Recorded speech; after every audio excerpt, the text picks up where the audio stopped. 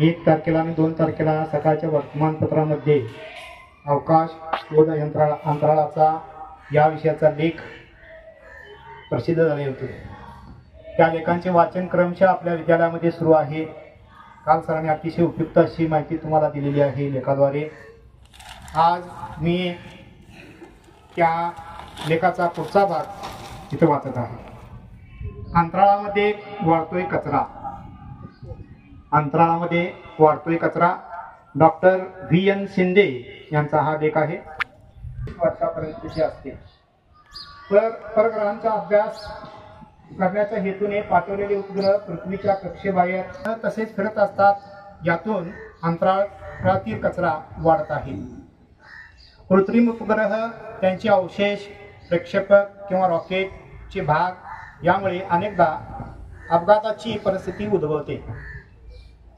दुसऱ्या महायुद्धापर्यंत निव्वळ कल्पनेतील अंतराळ अवकाश आपल्या कवेत घेण्याची स्वप्ने मानवाला पडू लागली। या अंतराळाचा वेध घेण्याचा प्रयत्न अनेक देशांनी सुरू केला। उपग्रहांचे महत्त्व, हवामान अंदाज, सुरक्षा, दळणवळण अशा अनेक कारणांसाठी असल्याचे मानवाच्या लक्षात आले। अमेरिका आणि रशिया या देशांनी अंतराळात उपग्रह पाठवण्यासाठी मोठ्या प्रमाणात संशोधन प्रकल्प सुरू केले। या राष्ट्रांनी उपग्रह अंतराळात सोडून आपले सामर्थ्य दाखवण्यास सुरुवात केली। जी राष्ट्रे स्वतः उपग्रह अवकाशात पाठवू शकत नव्हती अशी राष्ट्रे इतर राष्ट्रांमार्फत असे उपग्रह अवकाशात पाठवू लागली। त्यानंतर मानवाला चंद्रावर यान आणि मानव पाठवण्याचे स्वप्न पडू लागले। त्यासाठीही अमेरिका आणि रशिया या 2 देशात स्पर्धा सुरू झाली। भारताने आपली चंद्र मोहीम राबविण्यास सुरुवात केली। मानवाला आपल्या वास्तवासाठी नवी जागा हवी आहे। त्यासाठी मंगळ आणि इतर ग्रहांवर संशोधन सुरू केले। इलॉन मस्क यांनी तर रॉकेट पर्यटनाची संकल्पना प्रत्यक्षात आणण्यासाठी प्रयत्न सुरू केले आहेत। हजारो उपग्रह अवकाशात पाठवले जाऊ लागले। कक्षेतून तसेच फिरत असतात आणि हीच खरी समस्या झाली आहे। पृथ्वीवरील कचरा ही जेवढी भीषण समस्या आहे तेवढीच गंभीर समस्या अंतराळातील कचरा बनत आहे। हा कचरा कृत्रिम उपग्रह, त्यांचे अवशेष, उपग्रहाला विशिष्ट उंचीवर कक्षेत सोडणारे प्रक्षेपक किंवा रॉकेटचे भाग अंतराळात फिरत असल्यावर आणावे। मात्र या नियमानुसार 40 ते 60% इतकेच उपग्रह पृथ्वीवर परत आणले जातात। आकाराने छोटे असणारे उपग्रह पृथ्वीच्या कक्षेत आणले जातात कारण ते पृथ्वीकडे वेगाने येत असताना पेट घेतात आणि हवेतच जळून जातात। उर्वरित सर्व उपग्रह पृथ्वीभोवती निश्चित केलेल्या कक्षेत फिरत राहतात। या उपग्रहांची अनेकदा परस्परांची धडकही होते। त्यात ते फुटतात आणि त्यांचे असंख्य तुकडे अंतराळात फेकले जातात। अशा अंतराळात फिरणाऱ्या 10 सेंटीमीटरपेक्षा जास्त लांबी असणाऱ्या तुकड्यांची आणि यानांची संख्या 10 लाख पेक्षा जास्त आहे। 0 ते 9 सेंटीमीटर आकाराच्या तुकड्यांची संख्या 13 लाख पेक्षा जास्त आहे। यातील 163 तुकडे भारताचे आहेत। 2022च्या आकडेवारीनुसार अंतराळात निष्क्रिय फिरणाऱ्या उपग्रहांची संख्या 8261 इतकी आहे। तसेच कार्यरत उपग्रहांची संख्या 4852 इतकी आहे। हे उपग्रह आणि इतर कचरा वेगाने अंतराळात फिरत असतो। 2009 मध्ये अमेरिका आणि रशियाच्या उपग्रहांची अवकाशात अशी धडक झाली, त्यातून उपग्रह फुटले आणि अंतराळामध्ये त्यांचे तुकडे विखुरले गेले। अशा पद्धतीने अंतराळातील कचरा दिवसेंदिवस वाढत आहे। पृथ्वीच्या कक्षेत असणारा कचरा पृथ्वीच्या पृष्ठभागापासून 1250 किलोमीटर अंतरावर फिरत आहे। कचरा हटवण्याची मोहीम मानवाने अवकाशामध्ये आपले स्थानक बनवले आहे। तेथे राहणे, फिरणे, व्यायाम करणे यासारखे सर्व सोयी उपलब्ध आहेत। तेथे अंतराळवीर जातात, काही दिवस राहतात, प्रयोग करतात आणि परत पृथ्वीवर येतात। हे आंतरराष्ट्रीय स्थानक जगातील अमेरिका, रशियासह 16 देशांनी एकत्र येऊन उभे केले आहे। याच अंतराळ स्थानकावर काही दिवस राहून प्रयोग करण्यासाठी भारतीय वंशाच्या अंतराळवीर सुनीता विल्यम्स गेले आहेत। त्यांचे यान अवकाश स्थानकापर्यंत पोहोचताना अंतराळातील कचऱ्यांपैकी एक तुकडा येऊन धडकण्याची शक्यता निर्माण झाली। मात्र थोडक्यात हा अपघात वाचला। अंतराळातील कचरा ही भीषण समस्या बनत असताना ब्रिटनने सामंजस्य भूमिका घेतली आहे। त्यातून फ्रान्ससह काही युरोपीय देश सहमत झाले.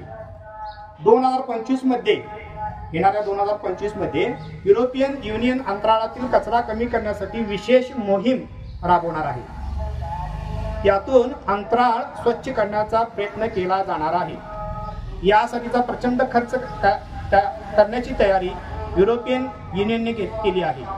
खरे तर संपूर्ण जगाने या मोहिमेत सहभागी होण्याची गरज आहे. आता अतिशय महत्वाचा भाग एक पुढे बघा, स्काय लॅब. स्काय म्हणजे आकाश आणि लॅब म्हणजे प्रयोगशाळा. अवकाशामध्ये असणारी ही प्रयोगशाळा, याच्याबद्दलची माहिती थोडी आहे. नासाने स्काय लॅब नावाचे अंतराळ स्थानक बनवले होते. ते 12 ऑगस्ट 1979 रोजी कोसळणार असल्याचे नासाकडून सांगण्यात आले होते. त्यावेळी भीतीचे वातावरण निर्माण झाले होते. अंतराळातील ही प्रयोगशाळा 9 मजली इमारतीच्या उंचीची होती.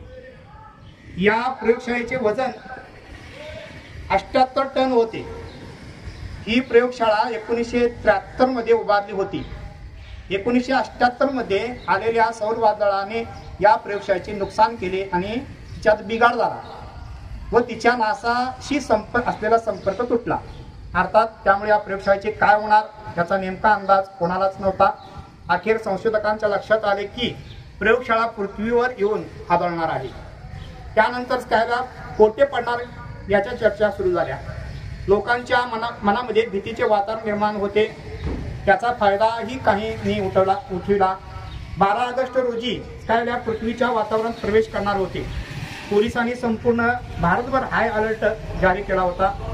अगदी अखेरच्या क्षणी नासाने जाहीर केले की स्कायलॅब भारत आणि ऑस्ट्रेलिया दरम्यान हिंदी महासागरात कोसळेल.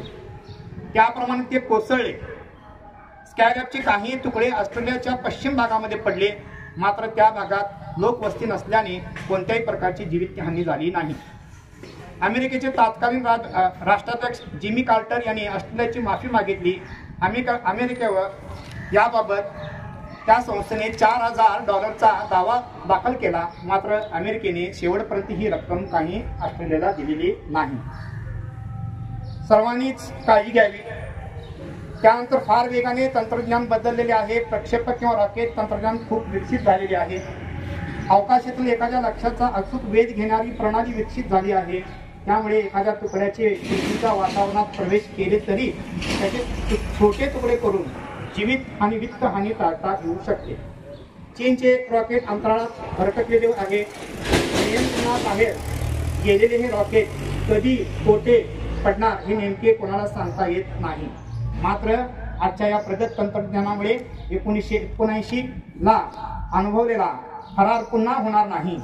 आज अवकाशातून येणारा धूमकेतू असेल, लघुग्रह असेल, त्याला थोपवण्याची क्षमता मानवाने विज्ञान आणि तंत्रज्ञानाच्या साहाय्याने गाठलेली आहे. अंतराळातील कचरा अशा लक्ष्यभेदाच्या वेळी मध्ये येण्याची शक्यता असते. मात्र विकसित करण्यात आलेले संगणकीय प्रणालीमुळे गणिते मांडून योग्य ती वेळ साधण्याची क्षमता आजच्या वैज्ञानिकांमध्ये आहे. अशा प्रकारचा आजचा हा लेख होता. अंतराळामध्ये वाढतोय कचरा, हा दैनिक सकाळमध्ये आलेला हा लेख होता. या सर्व लेखांचे कात्रण आम्ही ग्रंथालयामध्ये ठेवणार आहोत. नंतर तुम्हाला अधिक चांगली माहिती त्या लेखामधून आलेली आहे. आपल्याला जे माहीत नाही आपण त्याच्याकडे दुर्लक्ष करतो. आपण त्याकडे म्हणजे आपल्याला जी माहिती अजून आवश्यक आहे ती सर्व माहिती या लेखामधून मिळते. त्या सर्वांनी याचा वाचून त्याचा लाभ घ्यावा.